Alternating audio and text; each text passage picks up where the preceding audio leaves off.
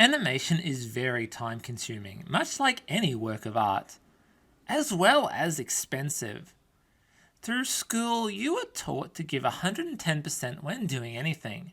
Maybe you've heard your parents say anything worth doing is worth doing right.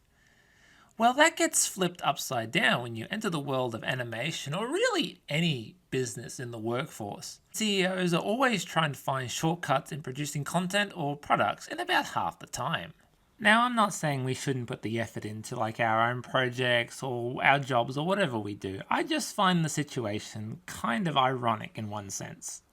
If you've ever seen a Disney animated film or classic Looney Tunes, you can see that there's clearly a quality difference there compared to, say, the Hanna-Barbera or other TV cartoons from the 1960s to 80s era. As I said before, animation is time consuming, expensive, so TV studios look for ways to make episodes faster and cheaper, basically cutting their production time in half. This is something that often gets hate online, or just heavy criticism in general for not doing the quality work. Although some series, like the Hanna-Barbera ones, are often fondly remembered despite using cheaper animation. However, despite the criticism, sometimes you will see a lot of creativity come out of limited animation projects. It's funny, sometimes we are more creative when we have set boundaries we cannot cross. This is one of the reasons why I enjoy playing kids' video games, as we do tend to get some fun and creative ideas and stories out of that department. It's pretty interesting, and it really does come down to taste, but you don't always need the best quality animation to tell a powerful or emotional story. One series in particular, known for using limited animation as well as having powerful stories from time to time, is the Charlie Brown and Snoopy series, also known as Peanuts by Schultz. Imagination and innovation through limitation. A Peanuts story.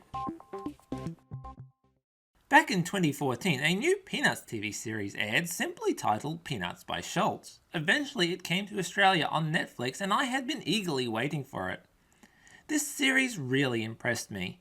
Each episode is made up of short segments which all share a very basic storyline. This series also uses a lot of limited animation techniques combined with modern computer technology, as modern as 9 years ago was, and it looked really good in my opinion. Instead of drawing every frame, the series seems to be made with animation puppets and 2D rigging, which has become the norm these days. It does make things a lot quicker. Now, not everyone is a fan of this style, and I understand that. It has been called lazy and cheap, but I find it very interesting to see how animation techniques have evolved, and even puppet and 2D rigging has come a long way since it first started. Fully animated, hand-drawn animation will always look the best in my opinion. Be that as it may, you don't have the resources to do that for TV. Then we have to ask, what does that mean? That means we can get creative with the limited animation techniques. If you're making TV animation cheaper to produce and it's coming out smooth, crisp, and of good quality, plus your workers are remaining happy and paid fairly, this is a big win for the animation industry.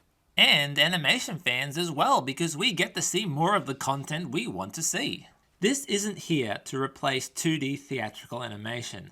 This should just be the evolution for animation to become easier so more and more people can tell their stories. Those who can't make their movies could go on to make an animated series. Some series are more suited to having a limited style, and nowadays just because your cartoons use 2D rigging doesn't mean it's limited or necessarily cheap animation.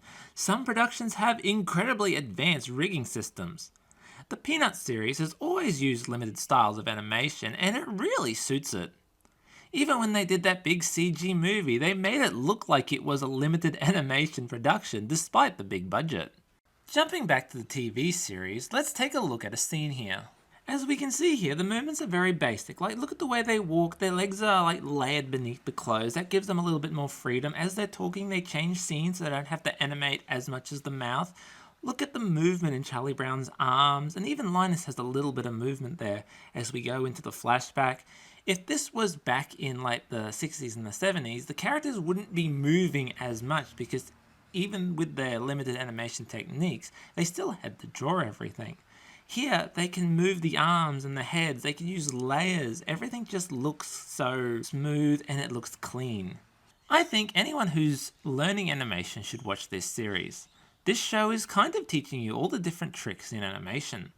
While I watch it now, I pick up on the shortcuts, using things like zooms, flashback, montages, then shifting character positions when it snaps back to their scene. On top of all that, there is still quality in here, as you will see characters turn their heads, although it is a little bit more snappy, keeping in the flow of the animation. Lastly, I want to say I'm not at all an expert on 2D rigging or animation in general. I enjoy animation as a hobby, I watch a lot of animation, and I like collecting classic animation. I've studied a lot of these old cartoons and I've watched them frame from frame, teaching myself how to draw. Do I have anything to tell the class? Yes, ma'am. There's a spider on the ceiling. I'm still learning a lot as I work on each new project.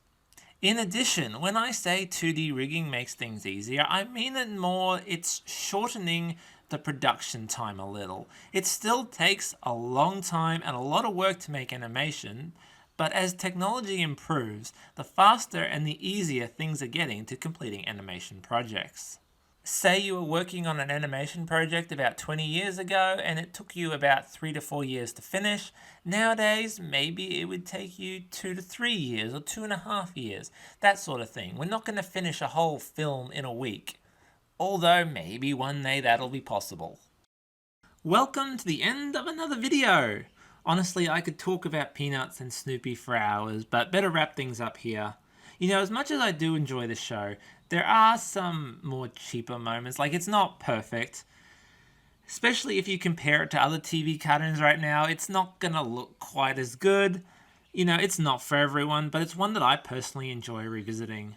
What are your thoughts on this series? Do you have a preferred animation style? If you do animation yourself, which techniques do you use? Let's discuss in the comments below.